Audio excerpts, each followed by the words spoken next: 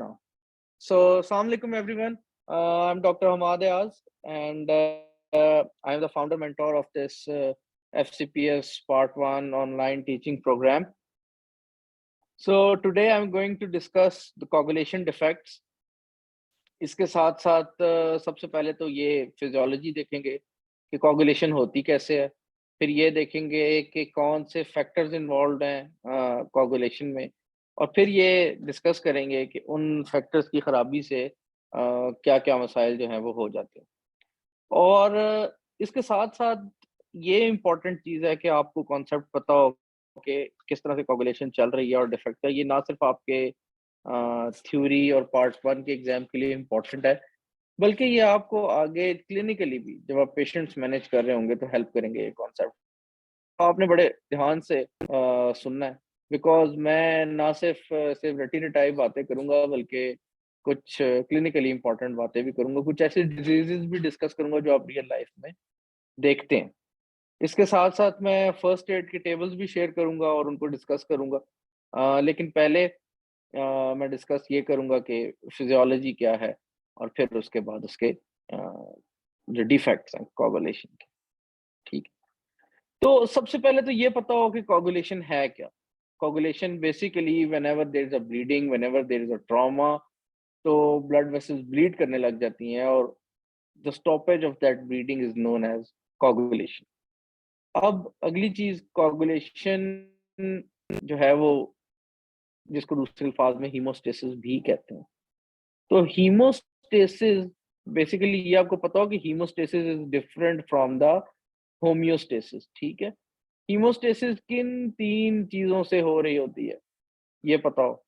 तो हीमोस्टेसिस जो है ना आपकी, नंबर 1 तो आपकी हो रही होती है वेजोकंस्ट्रिक्शन से, ठीक है। नंबर 2 ये हो रही होती है आपकी प्लेटलेट से, ठीक है।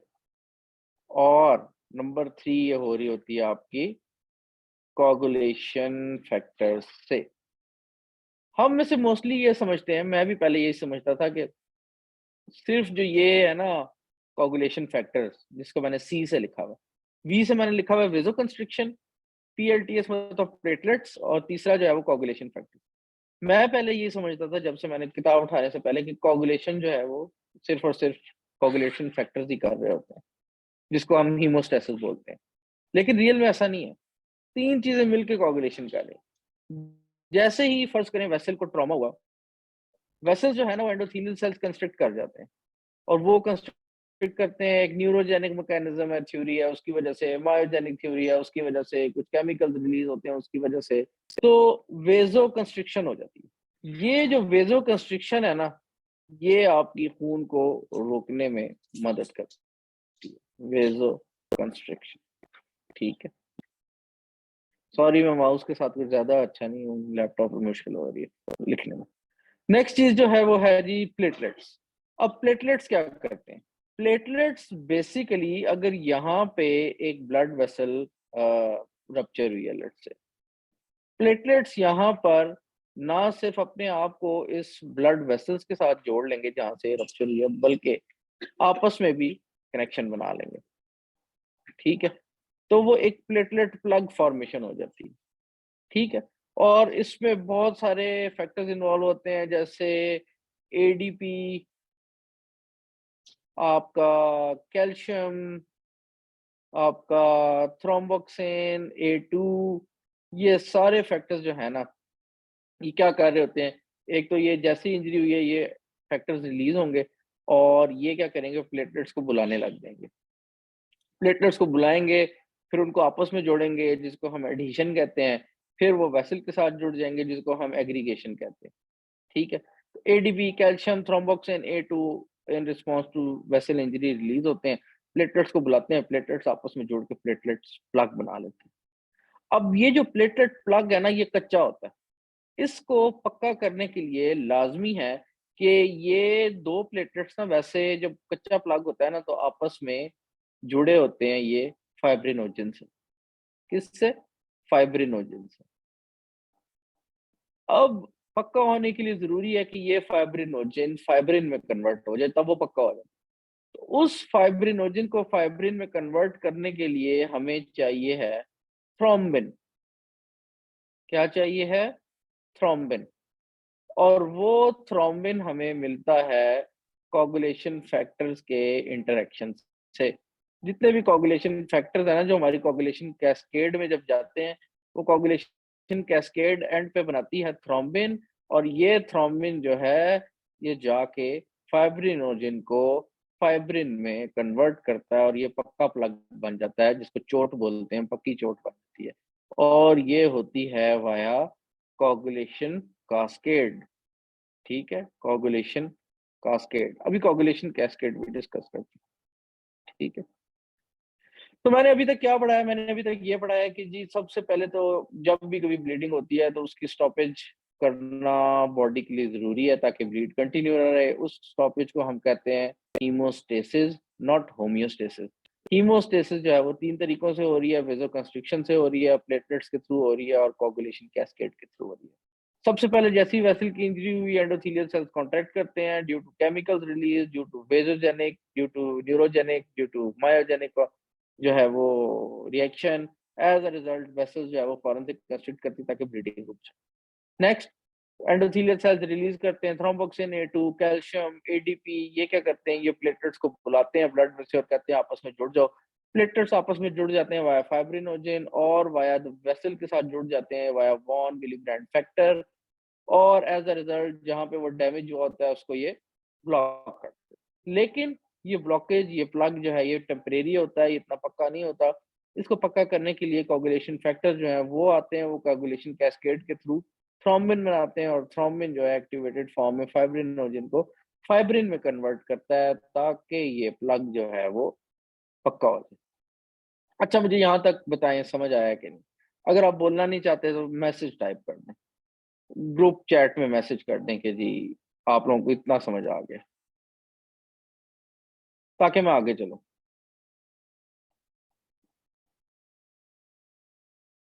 हम्म।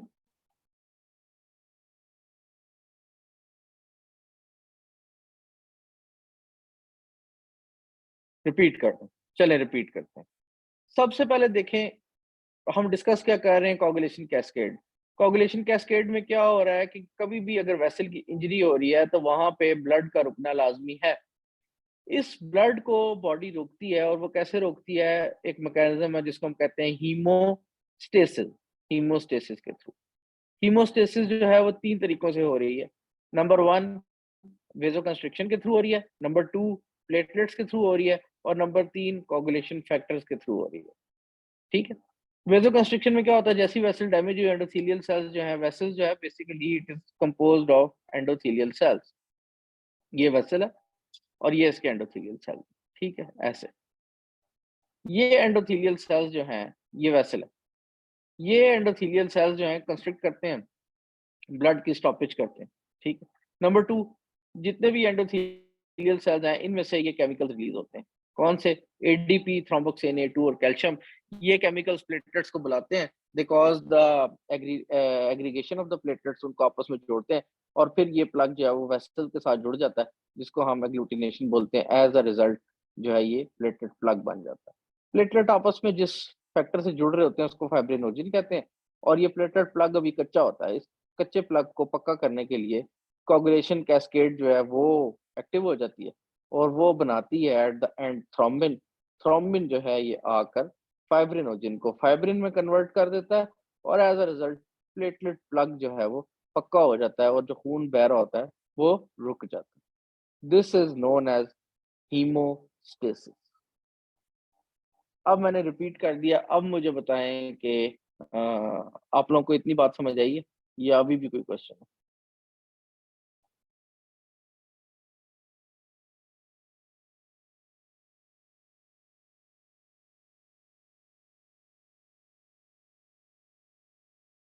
समझ आ गई?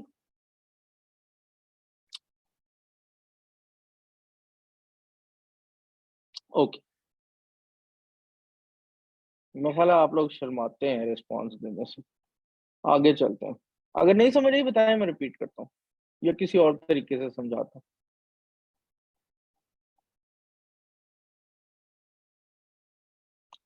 राइट। अगला अब हमारा कॉन्सेप्ट क्या है, अब हमने आगे देखना है कोगुलेशन कैस्केड को।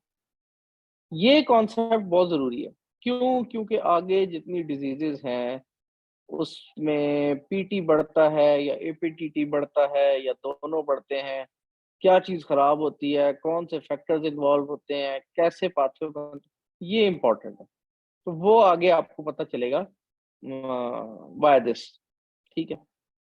अब देखें, कोगुलेशन कैस्केड हमारी होती है, एक इंट्रिंसिक पाथवे है और एक एक्सट्रिंसिक पाथवे है। ठीक है। जब भी टिश्यू इंजरी होगी तो एक्सट्रिंसिक पाथवे एक्टिवेट हो जाएगा। ठीक है।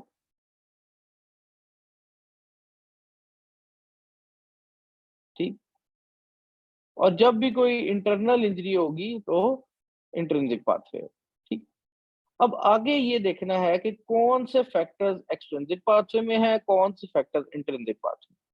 सबसे पहले तो आप ये याद रखें कि ये दरमियान में आता है फैक्टर 10, और यहाँ से कॉमन पाथवे शुरू हो जाता है। और इसके आगे फैक्टर जो हैं वो 1, 2 और 5 हैं। ठीक है। और इधर 10 है। तो एक्सट्रिंसिक पाथवे जो है ना, it is denoted by PT, प्रोथ्रोम्बेटाइन। और एक्सट्रिंसिक पाथवे में सिर्फ एक फैक्टर इन्वॉल्व होता है, दैट इज 10, फैक्टर 7। ये फैक्टर 7 इस फैक्टर 10 को इन्वॉल्व एक्टिवेट करता है। फैक्टर 10 आगे फर्दर एक्टिवेट करता करता करता जो है वो इधर से बना देता है थ्रोम्बिन। और थ्रोम्बिन मैंने आपको बताया था, थ्रोम्बिन का क्या काम था? थ्रोम्बिन का काम था कि वो इस जो प्लेटलेट्स आपस में जुड़े हुए हैं, इनके फाइब्रिनोजन को फाइब्रिन में कन्वर्ट करके प्लेटलेट प्लग जो है वो पक्का कर दे। तो एक्सट्रिंसिक पाथवे में कौन सा फैक्टर इन्वॉल्व है? Factor 7। Extrinsic pathway is denoted bye prothrombin. ये जो है ना, ये कॉमन पाथवे है, 1, 2, 5 और 10। ठीक। इसी तरह intrinsic pathway is denoted bye PTT और एपीटीटी, जिसको हम कहते हैं। ठीक है। और इंट्रिंसिक पाथवे में इंपॉर्टेंट फैक्टर्स जो हैं वो कौन से हैं? वो आपका है फैक्टर 12, फैक्टर 11, फैक्टर 9। ठीक हो गया। और फैक्टर 8, कुछ लोग इसको इसी में डालते हैं। तो 8, 9, 10 तो इधर आ गया, और 11, 12। ठीक। तो ये आपका फर्दर इंट्रिंसिक पाथवे जब एक्टिवेट होता है, ये फैक्टर 10 को एक्टिवेट करते हैं, और यहाँ से ये जो है ना सारा, ये आपका है कॉमन पाथवे। कौन सा पाथवे है? Common pathway. क्योंकि देखिए दोनों एक्सट्रिंसिक और इंट्रिंसिक पाथवे में आया हुआ है कॉमन पाथवे।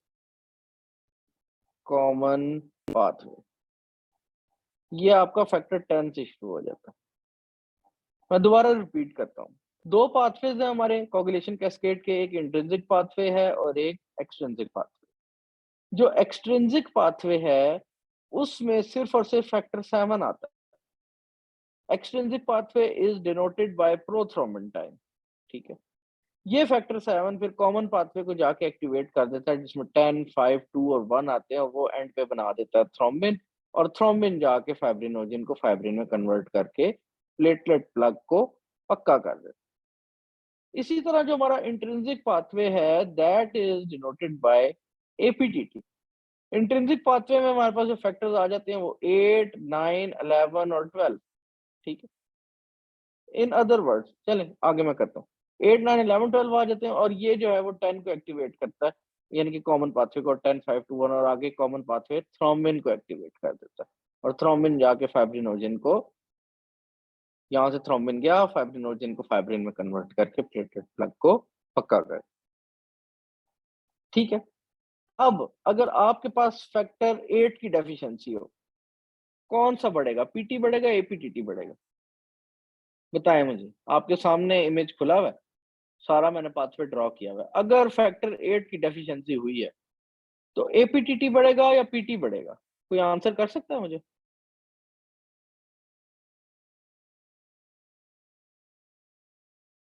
Very good.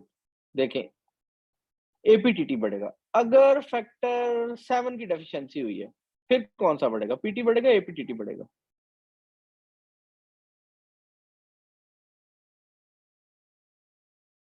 बताएं। फैक्टर 7 की डेफिशिएंसी हुई है, वेरी गुड, पीटी बढ़ेगा। अच्छा, मेरा अगला सवाल, अगर आपके पास फैक्टर 2 और 5 की डेफिशिएंसी हुई है, फिर क्या बढ़ेगा?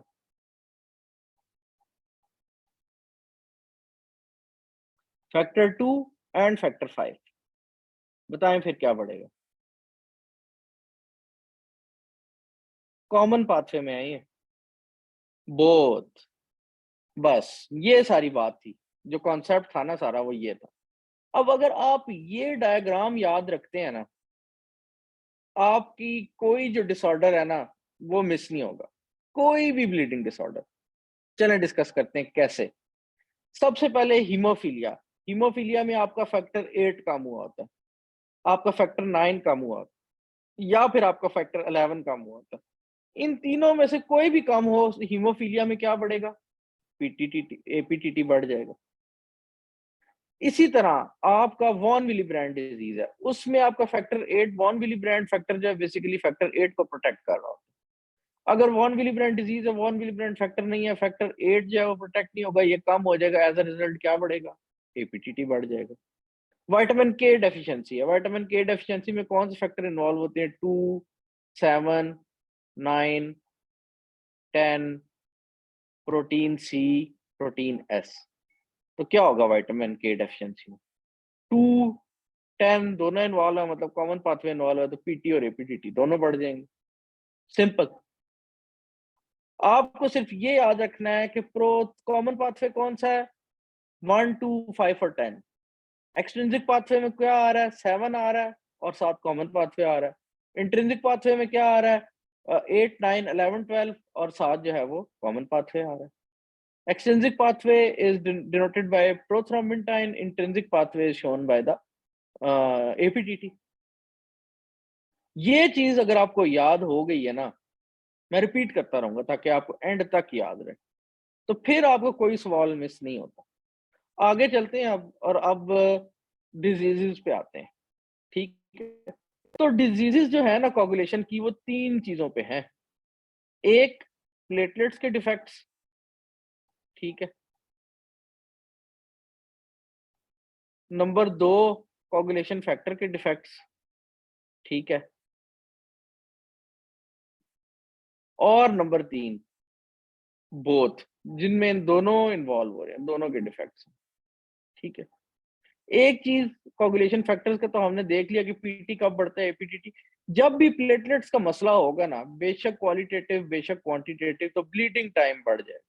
ठीक है, बस ये बताओ, ब्लीडिंग टाइम बढ़ जाएगा। अब हम जा रहे हैं पैथोलॉजी पे, अभी तक हमने की है फिजियोलॉजी, अब पैथोलॉजी शुरू होने के लिए। तो हमने कहा था हीमोफीलिया। हीमोफीलिया 3 टाइप्स की होती है, हीमोफीलिया ए, हीमोफीलिया बी और हीमोफीलिया सी। हीमोफीलिया ए में फैक्टर ए है ना, तो ए से बन गया 8, फैक्टर 8 इन्वॉल्व होता है। बी, बी फॉर B9, तो बी से B9 हो गया, तो फैक्टर 9 इन्वॉल्व होता है। और सी, सी में फैक्टर 11 इन्वॉल्व होता है।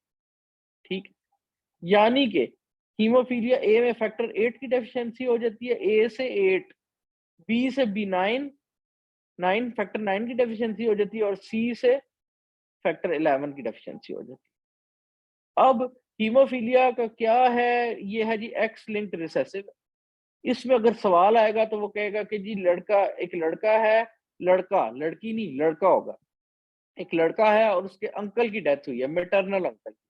वो ये दिखाना चाह रहा है कि मेटरनल अंकल की एक्स लिंक्ड है ना, तो मदर से बच्चे में आके ट्रांसफर हुआ है। क्योंकि एक्स लिंक्ड रिसेसिव है, तो मदर कैरियर थी लेकिन मदर में शो नहीं हुआ, अंकल से बच्चे में आया।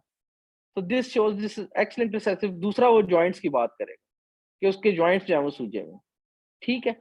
और फिर वो आपको ये हिंट दे देगा कि 8 है, 9 है, 11 है, वो कहेगा ये वाला फैक्टर इसका कम हुआ। ये आपको मैंने बता दिया कि इसमें एपीटीटी बड़ा होगा, इसने भी यही कर दिया, ठीक है। इसमें से फैक्टर ए जो है वो एक्सटेंड रिसेसिव है, फैक्टर बी जो है हीमोफीलिया ए जो है वो एक्सटेंड रिसेसिव है, बी भी एक्सटेंड रिसेसिव है, जो सी है वो autosomal recessive. Haemorrhage in haemophilia, haemarthrosis यानी कि जॉइंट्स में ब्लीडिंग होती है, easy bruising, bleeding after trauma और surgery, especially the dental procedure. यही सवाल आएगा, एक बच्चे का डेंटल प्रोसीजर हुआ है और उसके बाद उसको ब्लीडिंग हो गई है, इससे पहले उसकी जॉइंट्स भी सूजे रहते हैं, उसके मैटरनल अंकल की भी डेथ हुई हुई है, ठीक है। और ट्रीटमेंट क्या है? ट्रीटमेंट में आपने डेस्मोप्रेसिन देना है। डेस्मोप्रेसिन बेसिकली फैक्टर 8 की रिलीज करा देता है, या फिर फैक्टर 8 कंसंट्रेट दे देना है, या factor 9 depending upon haemophilia A या बी है या सी है। ठीक हो गया। तीसरी चीज मैंने आपको बताई, वो क्या थी जी? वो थी हमारी विटामिन के डेफिशिएंसी। विटामिन के में मैंने आपको बताया 2, 7, 9, 10 इन्वॉल्व होते हैं, और प्रोटीन सी और प्रोटीन एस और पीटीए पीटीटी दोनों बड़ा होता है, और ब्लीडिंग टाइम जो है वो नॉर्मल होता है। ये दोनों डिजीजेस समझ आई हैं? नहीं समझ आई तो मुझे बताएं, ताकि मैं इनको दोबारा से बताऊं अगर नहीं समझ आई।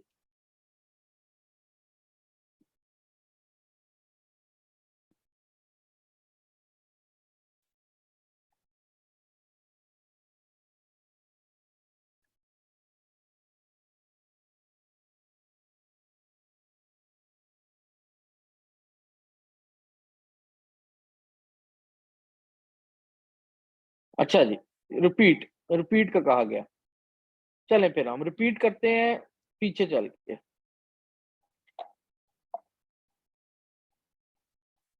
मैंने आपको ये बताया था कि एक्सट्रिंसिक पाथवे में पीटी से डिनोट हो रहा है, और एक्सट्रिंसिक पाथवे में सिर्फ फैक्टर 7 इन्वॉल्व है, और 7 कॉमन पाथवे पीटी।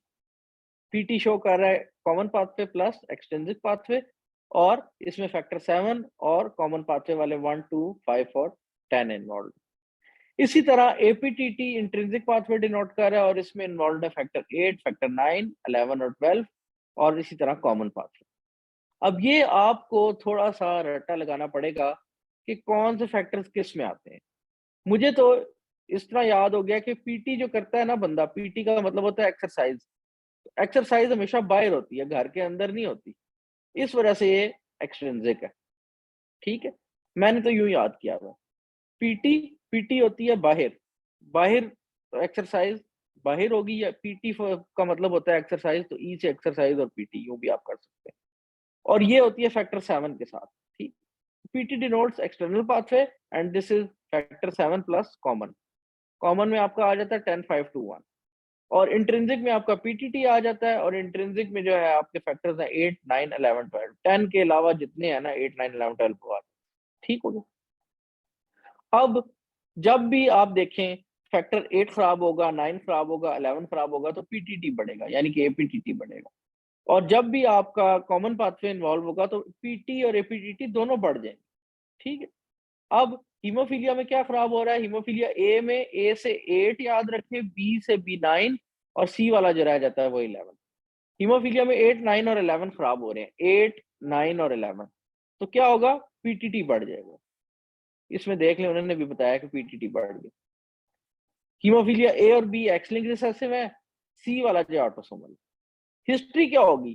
पार्ट 1 का जब सवाल आएगा, वो सवाल कैसे देंगे हीमोफीलिया का? वो कहेंगे एक बच्चा है जिसके मैटरनल अंकल की जो है वो डेथ हुई है ड्यू टू ब्लीडिंग डिसऑर्डर ही, और बच्चे ने डेंटल प्रोसीजर कराया और उसके बाद से उसकी ब्लीडिंग नहीं रुक रही। या वो कहेंगे एक बच्चा है जो जिसके बार बार जॉइंट जो है वो सूज जाते हैं, नीज जो है वो स्वेलिंग हो जाती है। ठीक है। तो बेसिकली वहां पे हीम आर्थरोसिस, जॉइंट्स के अंदर से ब्लीडिंग हो रही। ठीक है, इस तरह की हिस्ट्री होगी। ट्रीटमेंट में आपने क्या देना है? डेस्मोप्रेसिन या जो फैक्टर है उसका कंसंट्रेट देना है। विटामिन के में क्या हो रहा है? कॉमन पाथवे इन्वॉल्व है। क्यों? 2, 5 और 10, और सॉरी 2 और 10। इंट्रिंसिक पाथवे का 7 इन्वॉल्व हो रहा है, एक्सट्रिंसिक पाथवे का 9 इन्वॉल्व हो रहा है। ये देखिए, इंट्रिंसिक पाथवे का 9 और एक्सट्रिंसिक पाथवे का 7, और साथ 2 और 10। कॉमन पाथवे इन्वॉल्व हो गया तो पीटी या पीटीटी दोनों बढ़ जाए। समझ आई है या दोबारा रिपीट करूं? मुझे बताएं, कंफर्म करें ताकि मैं आगे चलूं।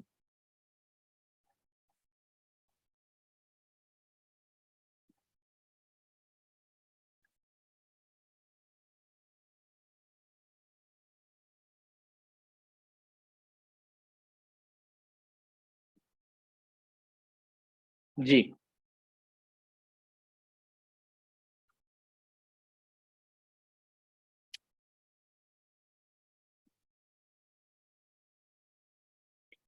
ओके, आई एज्यूम सबको समझ आ गई है। मैं अगली डिजीज पे चलता हूँ।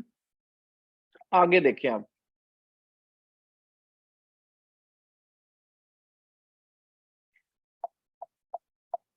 अच्छा जी, अब आगे ये है हमारे पास नंबर 2 पे आ गए प्लेटलेट डिसऑर्डर। ठीक है, प्लेटलेट डिसऑर्डर मैंने आपको पहले बताया कि प्लेटलेट जो है ना, फर्ज करें ये वेसल है और ये ब्लड वेसल यहाँ से डैमेज हो गई है। ठीक है, अब यहाँ से जितने भी ये एंडोथेलियल सेल से बनी हुई है, ये एंडोथेलियल सेल्स रिलीज करेंगे एडीपी, कैल्शियम, थ्रोम्बोक्सिन A2, वो प्लेटलेट्स को बुलाएगा और प्लेटलेट्स जो है वो आपस में जुड़ने लग जाएंगे। और ना सिर्फ वो जुड़ेंगे आपस में, बल्कि वो वेसल के साथ भी, इस जहाँ से डैमेज हुए, वो जुड़ेंगे। अब जब वेसल के साथ इन्होंने जुड़ना होता है तो ये एक प्रोटीन होता है, इसको हम कहते हैं GP 1 B, 1 B, GP1B protein. ये GP1B protein von Willebrand factor के साथ जुड़ता है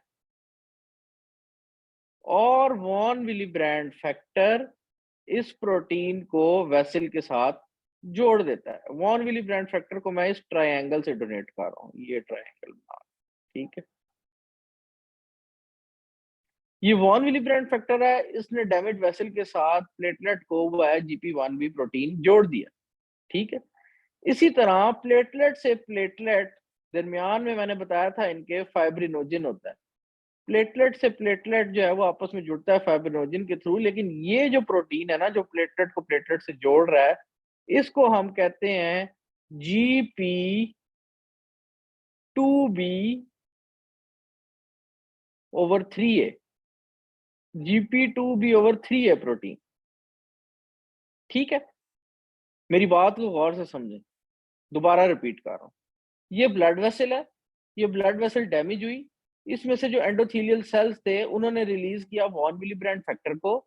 वॉन विलीब्रैंड फैक्टर इस डैमेज ब्लड वेसल के साथ जुड़ गया और इसने अपने साथ इस प्लेटलेट्स के GP1B प्रोटीन को अपने साथ जोड़ लिया, जिसकी वजह से प्लेटलेट वेसल के साथ जुड़ गया और प्लेटलेट आपस में भी जुड़ने लग गए वाया फाइब्रिनोजिन, और फाइब्रिनोजिन जो है वो जुड़ रहा था GP2B/3A प्रोटीन के साथ। ठीक है, अब अगर ये GP1B प्रोटीन प्लेटलेट का खराब हो जाए तो प्लेटलेट आपस में तो जुड़ेंगे, लेकिन क्या वो वेसल के साथ जुड़ेंगे? नहीं, तो प्लग ही नहीं बनेगा। और अगर ये GP2B/3A प्रोटीन खराब हो जाए तो प्लेटलेट वेसल के साथ तो जुड़ेंगे, लेकिन आपस में तो जुड़ेंगे ही नहीं, तब भी प्लग नहीं बनेगा। In both cases there will be functional defect of the platelet. Platelet का नंबर तो नॉर्मल होंगे, आप टेस्ट कराएंगे प्लेटलेट काउंट 1.5 लाख, 2 लाख, 5 लाख तक नॉर्मल होगा, लेकिन वो प्लेटलेट काम ही नहीं कर सकता। क्यों? क्योंकि उसमें जुड़ने की ताकत ही नहीं है, या उसमें आपस में जुड़ने की ताकत नहीं है, या उसमें वेसल के साथ जुड़ने की ताकत नहीं है। वेसल के साथ जुड़ने की ताकत नहीं है मतलब उसका GP1B प्रोटीन खराब हो गया। आपस में जुड़ने की ताकत नहीं है मतलब उसका GP2B/3A प्रोटीन खराब हो गया। ठीक है, अब देखते हैं कि कौन सी डिजीज में कौन सा प्रोटीन होता है। सबसे पहले देखें कि all platelet disorder have the increase bleeding time, mucus membrane bleeding and the micro haemorrhages, petechiae and epistaxis. Platelet count is usually low but may be normal. अब आगे पढ़ते हैं कि हुआ क्या। सबसे पहले Bernard Soulier syndrome. Bernard Soulier syndrome में कौन सा प्रोटीन का मसला हुआ? GP1B। कौन सा GP1B था? ये था GP1B। तो GP1B अगर खराब हुआ तो कौन सी डिजीज हो गई? बर्नार्ड सोलियर। और बर्नार्ड सोलियर में क्या हुआ? प्लेटलेट वेसल के साथ नहीं जोड़ रहा वाया वॉन विलिब्रेट। क्यों? क्योंकि GP1B प्रोटीन खराब हो गया। और बर्नार्ड सोलियर से आपने याद रखना है बिग स्लिपरी प्लेटलेट। तो वो आपको क्वेश्चन यूं कहेगा, एक बच्चा है उसको ब्रूजेस और पटीके बन जाते हैं खेलते हुए, ठीक है, और जब हमने उसके प्लेटलेट के टेस्ट कराए तो GP1B प्रोटीन उसका कम आ रहा है, ठीक हो गया, और प्लेटलेट काउंट उसका नॉर्मल है, और पेरिफेरल फ्रिंज पे उसके लार्ज प्लेटलेट्स आ रहे हैं। तो बताइए कौन सी डिजीज है? This is Bernard Soulier, big slippery platelets, GP1B protein involve हो रहा है, प्लेटलेट काउंट नॉर्मल। ठीक है, तो defect in adhesion, decrease GP1B, decrease platelet to von Willebrand factor adhesion, labs abnormal ristocetin set large platelets, large platelets. आगे Glanzmann थ्रोम्बोसिथेनिया, इसमें भी क्या हो रहा है? ब्लीडिंग टाइम बढ़ रहा है। डिफेक्ट इन एग्रीगेशन, एडिशन का क्या मतलब है? वेसल के साथ जुड़ना है। एग्रीगेशन का क्या मतलब है? आपस में जुड़ना। तो डिक्रीज GP2B/3 है। As a result decrease platelet to platelet aggregation and defective platelet plug formation. Labs में क्या होगा? प्लेटलेट क्लम्प नहीं करेंगे, यानी कि आपस में नहीं जुड़ रहे होंगे। तो सवाल आपके पास यूं आएगा कि जी बच्चा है, उसको ब्रूजेस पटिके बन जाते हैं, जब प्लेटलेट काउंट कराया तो प्लेटलेट काउंट नॉर्मल है, पेरिफेरल फिल्म जब कराई है तो प्लेटलेट क्लम्प नहीं बन रहे, आपस में क्लम्प नहीं हो रहे। जब उसकी प्रोटीन की हमने एनालिसिस कराई है तो GP2B/3 एक डिफेक्ट है, बताएं ये क्या है? तो ये ग्लैंड्समैन थ्रोम्बोस्थीनिया है। और ग्लैंड्समैन थ्रोम्बोस्थीनिया म्यूकोसल ब्लीड वगैरह इतनी सीवियर कराता है, ये बर्नार्ड सोलियर से ज्यादा खतरनाक है ग्लैंड्समैन थ्रोम्बोस्थीनिया। और इसमें कभी कभी कहते हैं कि माइक्रो प्लेटलेट्स भी होते हैं, स्मॉल प्लेटलेट्स। ठीक है, यहां तक मैं क्लियर हूं? आगे चलूं? बताएं।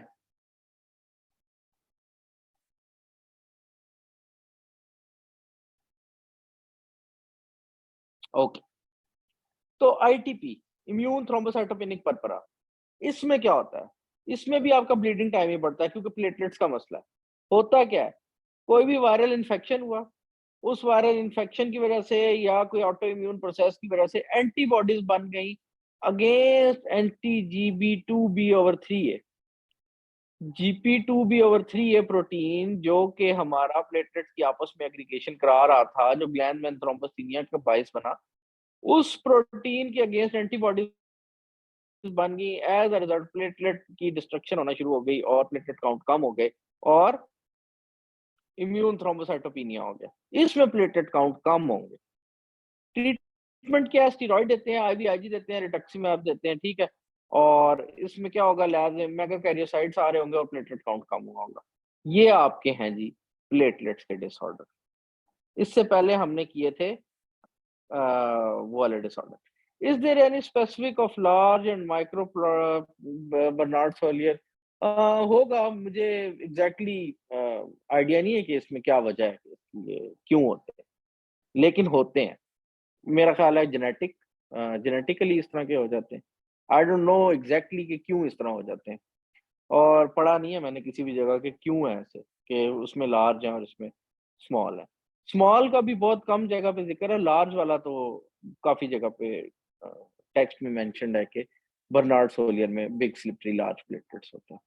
ठीक है, तो ये हमने कर लिए कोगुलेशन के डिसऑर्डर्स, ये हमने कर लिए प्लेटलेट्स के डिसऑर्डर।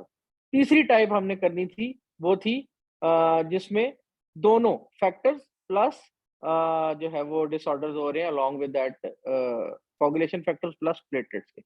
तो वो कौन से हैं? वो है जी वॉन विली डिजीज, वो है डिसेमिनेटेड इंट्रावेस्कुलर कोगुलेशन। ठीक है, ये दो वो हैं। अच्छा, उस पे जाने से पहले मैं ये दो चीजें क्लियर करना चाहता हूँ कि ये हिमोलिटिक यूरेमिक सिंड्रोम और थ्रोम्बोटिक थ्रोम्बोसाइटोपेनिक परपरा क्या है। हिमोलिटिक यूरेमिक सिंड्रोम ना बच्चों में एक डिजीज है, बच्चों में होती है, बड़ों में नहीं होती ये वाली डिजीज। ठीक है, होता क्या है?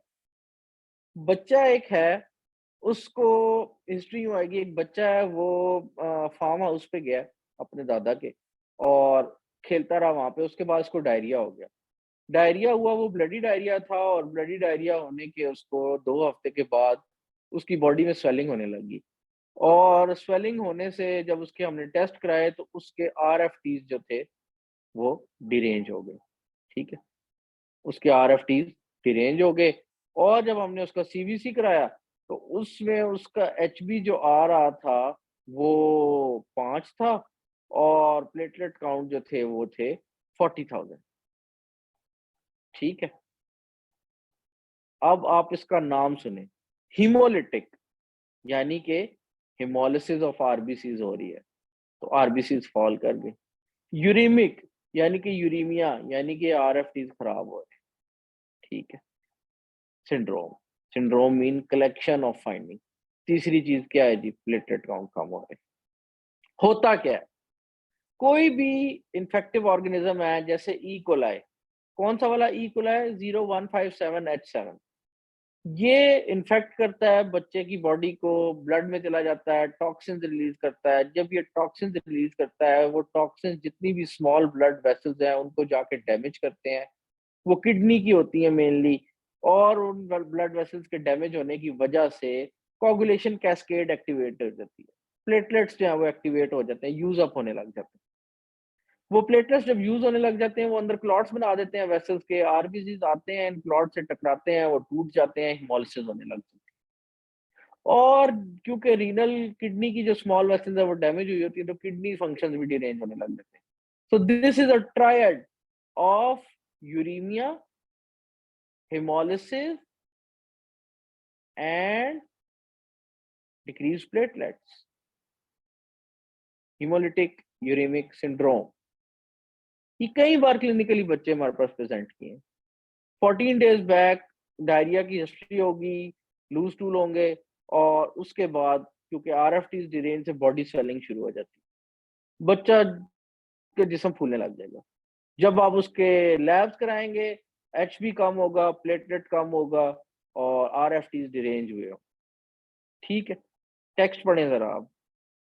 अच्छा, अब थ्रोम्बोटिक परपरा में और इसमें क्या फ़र्क है? ये जेनेटिक है। इसमें जो कॉम्प्लीमेंट है एडम TS13, इसकी मसला हुआ होता है, लेकिन होता यही कुछ है। RFTs इसमें भी डिरेंज है, इसमें भी प्लेटलेट कम है, इसमें भी हेमोलिसिस है, लेकिन फ़र्क क्या है? ये बड़ों में हो रहा है, फीमेल्स में, और ये सिर्फ बच्चों में हो रहा है। इसमें भी क्या है? ट्रायड ऑफ थ्रोम्बोसाइटोपिनिया है, एक्यूट किडनी इंजरी है, और हेमोलिसिस है। दोनों में यही है। फ़र्क क्या है? इसमें न्यूरोलॉजिकल सिम्पटम्स हैं, इसमें नहीं है। आइडियली देखा जाए, किताब में तो लिखा हुआ नहीं है, लेकिन क्लिनिकली होते हैं, लेकिन वो किडनीज के टेस्ट खराब होने की वजह से होते हैं। ठीक, अब क्या होगा इसमें? Normal PT and APTT help distinguish TTP and HUS from DIC। ठीक, इसमें बेसिकली आपके प्लेटलेट ज्यादा कम होते हैं as compared to coagulation factor, तो इसमें पीटी एपीटीटी नॉर्मल होगा। ट्रीटमेंट प्लाज्मा फेरेसिस, इसमें भी प्लाज्मा फेरेसिस करते हैं, लिखा हुआ सपोर्टिव है लेकिन करते हैं। ठीक है, स्टेरॉइड्स, इसमें डायलिसिस और प्लाज्मा फेरेसिस ज्यादा इंपॉर्टेंट है, इसमें प्लाज्मा फेरेसिस और स्टेरॉइड रिटुक्सीमैब का रोल है। ये दोनों चीजें समझ आ गई आपके? नहीं, इन दोनों के बारे में बताएं मुझे। ये आपके फर्स्ट एड से लिए हुए टेबल्स हैं जिनको मैं एक्सप्लेन कर रहा हूँ।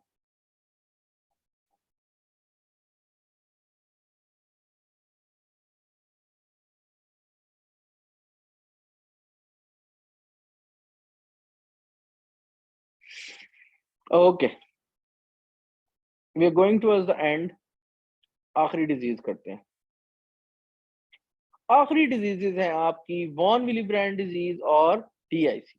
ठीक है, फिर मेरा ख्याल है it's end. Von Willebrand disease मैंने आपको क्या बताया था? अभी मैं पढ़ा चुका हूँ ये। इस डिजीज को बस हम एंड कर रहे हैं। वॉन विलीब्रैंड डिजीज में आपका वेसल यहाँ पे डैमेज हुई, एंडोथेलियल सेल्स ने यहाँ पर वॉन विलीब्रैंड फैक्टर, जिसको मैंने ट्रायंगल से बनाया था, वो रिलीज किया। ये von Willebrand factor GP1B protein से प्लेटलेट के साथ जुड़ जाएगा। प्लेटलेट आपस में GP2B3 प्रोटीन फाइब्रिनोजिन के साथ जुड़ेंगे, प्लेटलेट प्लग बना देंगे। ये तो एक फंक्शन हो गया वॉन विलीब्रैंड फैक्टर का, कि वो वेसल के एंडोथेलियम के साथ प्लेटलेट को जोड़ता है। दूसरा फंक्शन क्या है? वो फैक्टर 8 को प्रोटेक्ट करता है। फैक्टर 8 के लिए वो शील्ड है, समझ में। अगर ये वॉन विलीब्रैंड फैक्टर नहीं होगा, फैक्टर 8 भी डिस्ट्रॉय हो जाएगा। ठीक, तो जब वॉन विलीब्रैंड फैक्टर नहीं है, प्लेटलेट आपस में जुड़ नहीं सकते, तो ब्लीडिंग टाइम जो है वो इंक्रीज हो जाएगा। अगर वॉन विलीब्रैंड फैक्टर नहीं है, फैक्टर 8 की डेफिशिएंसी हो जाएगी। तो फैक्टर 8 किस पाथवे में था? फैक्टर 8 था इंट्रिंसिक पाथवे में। इंट्रिंसिक पाथवे में, ये देखें फैक्टर 8 था इंट्रिंसिक पाथवे में, और फैक्टर 8 की खराबी से क्या हो रहा था? APTT बढ़ रहा था। इस वजह से वॉन विलीब्रैंड डिजीज में ब्लीडिंग टाइम और APTT दोनों बढ़ जाते हैं। ठीक, so decrease von Willebrand factor is equal to increase APTT and increase bleeding time, defect in the platelet plug formation. Decrease von Willebrand factor leads to defect in the platelet to von Willebrand factor adhesion. Autosomal dominant होता है ये। Mild but most common inherited bleeding disorder, no platelet aggregation with ristocetin cofactor ऐसे। Treatment is with desmopressin which releases the von Willebrand factor stored in the endothelium. Simple, easy easy scene है। DIC में क्या है? DIC में सीधी सी बात है, कोई भी इन्फेक्शन है, फर्ज करें सूडोमोनास की सेप्सिस हो गया, ब्लड में इन्फेक्शन है, हर जगह सूडोमोनास फैला हुआ है, टॉक्सिन्स उसने रिलीज किए, उन टॉक्सिन्स की वजह से कोगुलेशन कैस्केड एक्टिवेट हो जाएगी, प्लेटलेट एक्टिवेट हो जाएंगे, कोगुलेशन फैक्टर्स यूज हो रहे हैं, प्लेटलेट्स यूज हो रहे हैं, फाइब्रिनोजन यूज हो रहा है, हर चीज खराब हो जाएगी। पीटी, एपीटीटी, ब्लीडिंग टाइम बढ़ गया, प्लेटलेट कम हो गए, एवरीथिंग गेट्स डिसरप्टेड। तो widespread clotting factor activation होती है, deficiency in clotting factor bleeding state में चली जाती है, for example snake bite, sepsis, gram negative organisms की वजह से, trauma, obstetric complication, pancreatitis, everything name a thing.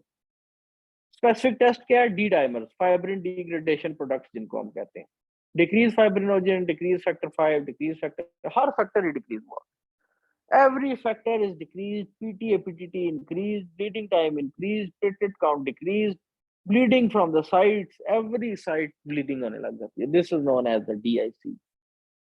So here it is, complete hemostasis, सारे coagulation disorder, हमने hemostasis की physiology से start किया, प्लेटलेट से होती है, कोगुलेशन फैक्टर से होती है, वेजोकंस्ट्रिक्शन से होती है, फिर हमने प्लेटलेट के फैक्टर्स डिस्कस किए कि प्लेटलेट के डिसऑर्डर क्या क्या हो सकते हैं, कोगुलेशन के डिसऑर्डर क्या क्या हो सकते हैं, प्लेटलेट कोगुलेशन ऐसी डिजीजेस जिनमें दोनों इन्वॉल्व हो, जैसे वॉन विली ब्रांड फैक्टर हो गया, जैसे डीआईसी हो गया, उनमें क्या मसला हो जाता है, ये सारे हमने वन बाय वन डिस्कस किए। आई होप आप लोगों को एक एक चीज बिल्कुल क्लियर है, और अगर नहीं क्लियर तो मुझसे पूछें, इसको हम क्लियर करके जाएंगे आज, ठीक है। So this is all about coagulation defects. So our course for the August attempt is starting from May और registration open है, limited seats है, आप join कर सकते हैं। ये लेक्चर जो मैंने इतने टाइम में दिया है, इसको हमने इजी कॉन्सेप्ट की फॉर्म में उर्दू में ही एक्सप्लेन किया हुआ है, in a very short lecture form. तो इम्यून थ्रोम्बोसाइटोपिनिया देखिए सिंपल है, एक बच्चे को हिस्ट्री क्या होगी, ये बच्चों में कॉमन है, बड़ों में नहीं है। इम्यून थ्रोम्बोसाइटोपिनिया में ये होगा कि आपके पास सवाल आएगा कि एक बच्चा है, बच्चे को जो है ना वो एक हफ्ते पहले जो है वो उसको अपर रेस्पिरेटरी ट्रैक्ट इन्फेक्शन हुआ, उसका गला खराब हो गया था, जिसके लिए उसने दवाइयां वगैरह ली हैं, गला उसका ठीक हो गया। लेकिन एक हफ्ते के बाद माँ ने नोटिस किया कि ये जब भी घर वापस आता है खेल के तो इसकी बॉडी पे ब्रूजेस और पटीके बने होते हैं। जब उसका टेस्ट कराया तो उसके प्लेटलेट काउंट थे 40,000। बताएं इसको क्या है? तो बेसिकली इम्यून थ्रोम्बोसाइटोपिनिया में जब बॉडी के अंदर वायरस इन्फेक्ट करता है तो बॉडी वायरस के अगेंस्ट एंटीबॉडीज बनाती है, लेकिन वो एंटीबॉडीज बन जाती हैं अगेंस्ट प्लेटलेट के GP2B/3A प्रोटीन के खिलाफ। As a result platelet destroy होने लग जाते हैं। वायरस के खिलाफ एंटीबॉडी बननी थी लेकिन वो प्लेटलेट्स के खिलाफ बन गई, वो प्लेटलेट डिस्ट्रॉय होने लगे, जिसकी वजह से प्लेटलेट काउंट कम हो गया, जिसकी वजह से ब्रूजेस और पटीके होने लग गए बच्चे को। That's why it is known as immune thrombocytopenia. क्यों? क्योंकि हमारा जो इम्यून सिस्टम है, जो हमारे बॉडी के अंदर एंटीबॉडीज हैं, वो वायरस के खिलाफ बनने के बजाय प्लेटलेट्स के खिलाफ बन गई और as a result immune thrombocytopenia हो गया। This is ITP. सवाल यही आएगा, एग्जैक्ट सिनेरियो यही आएगा आपके पास एग्जाम में। एक बच्चा है, हफ्ते 2 हफ्ते पहले उसको जी इन्फेक्शन हुआ पर रेस्पिरेटरी ट्रैक्ट, उसके बाद जी जब वो खेलने गया या घर बैठा था, उसकी बाजू और टांगों पे जो है वो ब्रूजेस और फटीके बने हुए हैं, प्लेटलेट काउंट कराया तो जी उसके प्लेटलेट कम आ रहे हैं। ये है आपका आईटीपी। ट्रीटमेंट क्या है? स्टेरॉइड्स हैं, आईवीआईजी है। अगली चीज आपका डीआईसी। डीआईसी में ये है, इसमें होता क्या है बेसिकली, बच्चा है उसको जी इन्फेक्शन चल रहा था, सेप्सिस के लिए उसको ट्रीट कर रहे थे, या स्नेक बाइट थी, या पैनक्रेटाइटिस हुआ था, या उसको एसएलई था। अब उसके जितने भी प्लेटलेट्स हैं वो यूज अप होने लग गए, उसके कोगुलेशन फैक्टर्स यूज अप होने लग गए, वो उसकी डिफरेंट साइड से वो ब्लीड करने लग गया, वो सिक हो गया। और दिस इज डिससेमिनेटेड। डिससेमिनेटेड का मतलब है फैली हुई, intravascular, inside the vessels. Coagulation हो रही है, जब कोगुलेशन हो रही है वो कोगुलेशन फैक्टर्स भी यूज कर रही है, वो प्लेटलेट्स भी यूज कर रही है। तो this is disseminated intravascular coagulation which occurs secondary to sepsis. Sepsis mean infection of bacteria in the blood stream. Most commonly ये सेप्सिस की वजह से होती है। Snake bites, scorpion bites, pancreatitis, SLE, ये सारी डीआईसी की कॉजेज हैं। अब बताएं क्या समझ नहीं आया?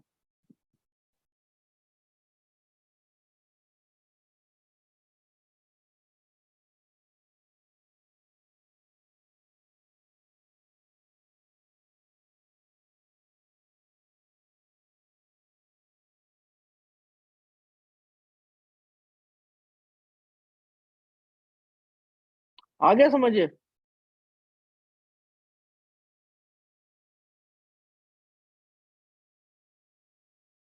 अब मुझे आप लोगों से फीडबैक चाहिए कि आप लोगों को आज जो मैंने लेक्चर दिया है वो कैसा था?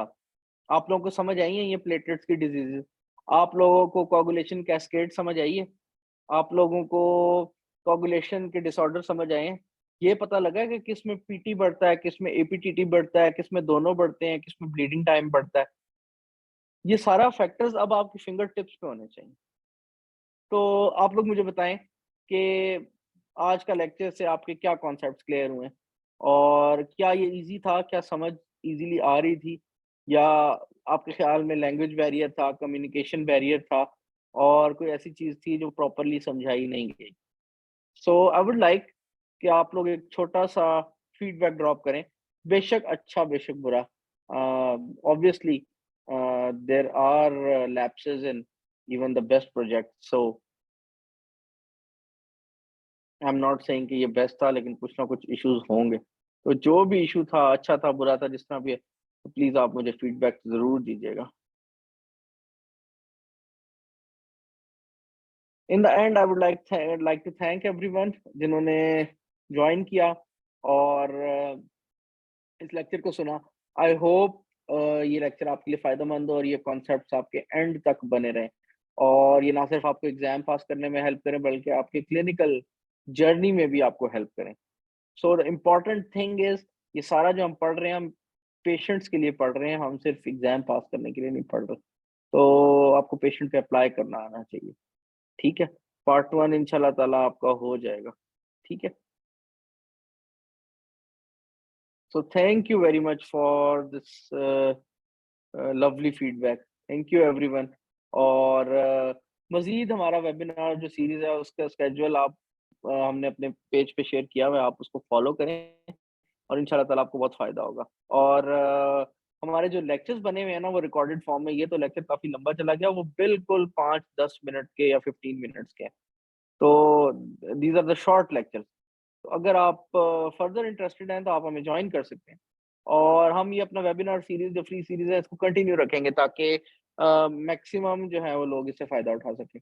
मैं कोशिश करूँगा कि एक और वेबिनार सेशन अपनी तरफ से एक रखूँ, और उसमें एक कोई इम्पोर्टेंट टॉपिक, आप लोगों को अगर कोई कोई टॉपिक समझ ना आ रहा हो तो आप हमारे पेज पे ड्रॉप कर सकते हैं जिसमें आपको मसला हो रहा हो। तो हम वो वाला टॉपिक जो है वो डिस्कस कर सकते हैं जिस तरह आज मैंने किया। तो that will be helpful everyone, for everyone. Yes, inshallah ta'ala, this session, these webinar sessions will continue at least for 2 weeks. 2 weeks हम रोजाना कुछ ना कुछ जो है वो डिस्कस करेंगे। और अगर आप लोगों को कोई टॉपिक डिफिकल्ट लगता है, कुछ फर्स्ट एड से समझ नहीं आता, तो आप लोग वो हमें मैसेज ड्रॉप किया करें, ताकि हमें आइडिया हो कि ये टॉपिक जो है वो डिफिकल्ट है और हम जो है वो डिस्कस कर सकें। जी अभी हैंड रेज किया है, मैं चाहूंगा कि आप अगर बोलना चाहते हैं तो आप बोलें, अगर लिखना चाहते हैं तो लिखें, ताकि मैं आपकी क्वेरी का आंसर दे सकूं। कोई बोलना चाहता?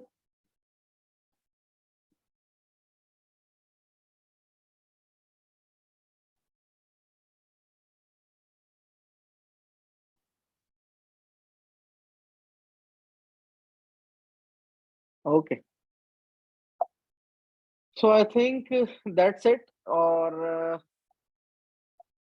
इंशाल्लाह ताला इसको हम कंटिन्यू रखेंगे। Thank you very much. I will be ending the live session. जज़ाकल्लाह।